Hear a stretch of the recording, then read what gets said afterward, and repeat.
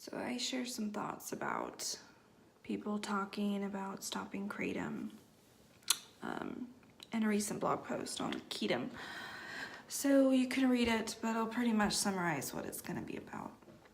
There's so many people that obviously want to stand up on their pulpit and talk about how they had to stop Kratom and how it was a good decision, how hard it was, whatnot. And that's fine, to each their own, but if you're like me and you take Kratom, drink Kratom because you actually are dealing with something like chronic pain, you don't really have options. So I guess they weren't taking Kratom for the right reasons to begin with if they don't need it. Because if you're dealing with something, whether it be depression, anxiety, whatnot, then you need help some way. You need help it some way. And Kratom, I'd rather drink Kratom than pop Prozac. So what are these people going to after they stop Kratom?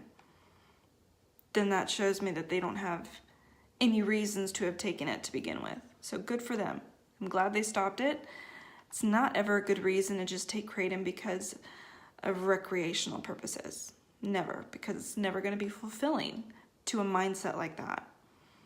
Kratom is for people that really need help with helping their depression, fatigue, pain, anxiety. It's a life changer for people who actually need it.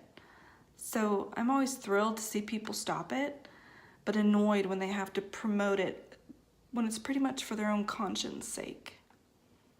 They're not telling me anything except that they had a problem taking something that they truly didn't need. So good for you for stopping. Kratom is truly for people who actually need help with some issues in their lives. It's not something you have to take for the rest of your life. Antidepressants aren't things that people recommend for you to take. My mother died.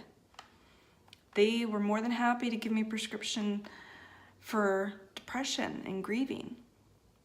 Instead of that, instead of Prozac, I drank Kratom.